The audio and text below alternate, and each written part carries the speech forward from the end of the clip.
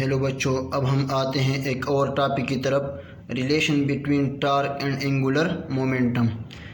Torque और angular momentum का आपस में क्या ताल्लुक़ है, इसको आज हम पढ़ते हैं। पहले हम आते हैं टार्क की तरफ। Turning effect produce in a body is called torque.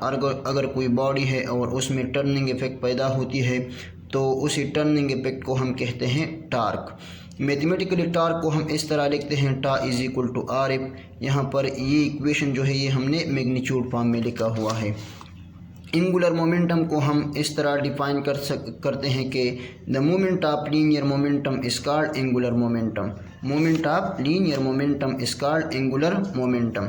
Mathematically हम एंगुलर मोमेंटम को इस तरह रिप्रेजेंट करते हैं कि L is equal to r p. ये भी हमने मैग्नीट्यूड फॉर्म में लिखा हुआ है इस इक्वेशन को। अब हम आते हैं रिलेशन की तरफ, relation between torque and angular momentum. तो टार्क और एंगुलर मोमेंटम के रिलेशन को स्टार्ट करने के लिए हम स्टार्ट लेते हैं एंगुलर मोमेंटम से। एंगुलर मोमेंटम जो है ये बराबर होता है आर मल्टीप्लाइड बाय पी के, यानी आर जो है ये रेडियस वेक्टर है और पी जो है ये लीनियर मोमेंटम है। एंगुलर मोमेंटम जो है ये आर पी के बराबर होता है। अब अगर इस पी में चेंज आता है डेल्टा पी तो एंगुलर मोमेंटम में भी चेंज आ जाएगा डेल्टा एन। अब अगर इस पी में चेंज आता है विद रिस्पेक्ट टू टाइम तो डेल्टा एल में भी चेंज आ जाएगा विद रिस्पेक्ट टू टाइम। तो अगर दोनों के चेंज को हम विद रिस्पेक्ट टू टाइम ले लें और दोनों को हम डेल्टा टी से डिवाइड कर दें, यानी डेल्टा पी को भी डेल्टा टी से डिवाइड कर दें और डेल्टा एल को भी डेल्टा टी से डिवाइड कर दें, तो हमारे पास आ जाएगा delta L divided by delta T is equal to r into delta P divided by delta t. पिछले वीडियो में हमने ये प्रूव किया था कि एफ जो है ये बराबर होता है delta P divided by delta T के, यानी delta L divided by delta T is equal to R और delta P divided by delta T F के बराबर है। तो delta L divided by delta T बराबर हो जाएगा आर मल्टीप्लाइड बाई एफ के। Delta L divided by delta T is equal to are F जो है ये यहाँ पर मैंने लिखा हुआ है कि ये आर एफ जो है ये बराबर होता है टार्क के। तो यहाँ पर ये आर एफ जो है ये बराबर हो जाएगा टार्क के, यानी इस इक्वेशन को हम इस तरह एक्सप्लेन करते हैं कि ये इक्वेशन जो है ये यहाँ पर हमने मैग्नीट्यूड फॉर्म में लिखा हुआ है। वेक्टर फॉर्म में हम इस तरह इसको रिप्रेजेंट करते हैं, delta L divided by delta T is equal to torque.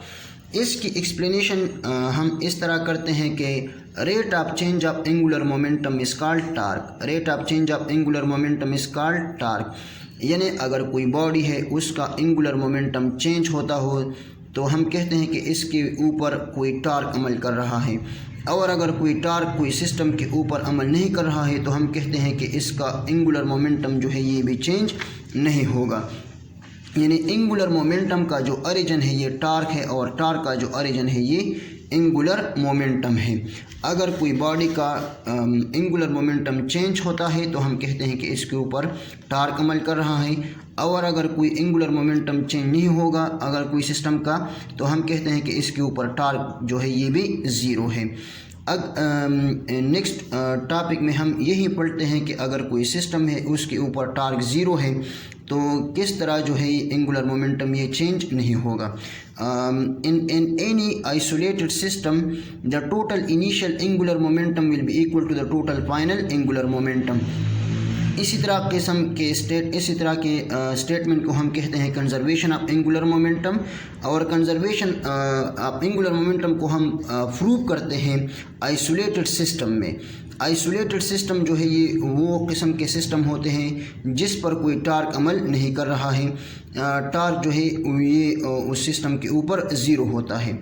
तो टा जो है ये बराबर होता है delta L divided by delta T के। चूँकि टार्क ज़ीरो है तो यहाँ पर हमने पुट कर दिया zero, zero is equal to delta L divided by delta t. Now अगर इस डेल्टा टी को बोथ साइड मल्टीप्लाई किया जाए तो delta t cancel with this t and zero multiplied by delta T is equal to zero. Delta L जो है ये बराबर हो जाएगा ज़ीरो के। डेल्टा एल को हम इस तरह भी लिखते हैं कि final angular momentum minus initial angular momentum is equal to zero. अब अगर इस एल आई को यहाँ पर ले जाया जाए तो L f is equal to L i, यानी फाइनल एंगुलर मोमेंटम जो है ये बराबर हो जाएगा इनिशियल एंगुलर मोमेंटम के।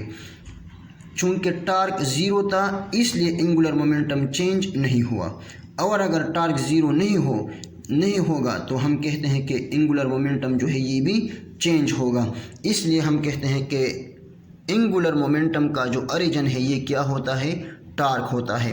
Torque zero, angular momentum will not change. If torque acting on a body then the angular momentum will also change.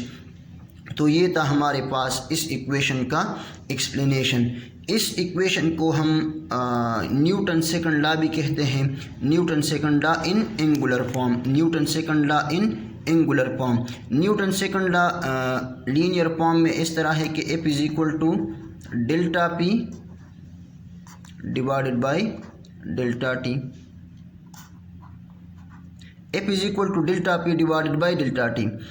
चूँकि torque जो है ये रोटेशनल फोर्स होता है, F लीनियर फोर्स होता है, angular momentum L, linear momentum P, delta divided by delta T दोनों में कॉमन है।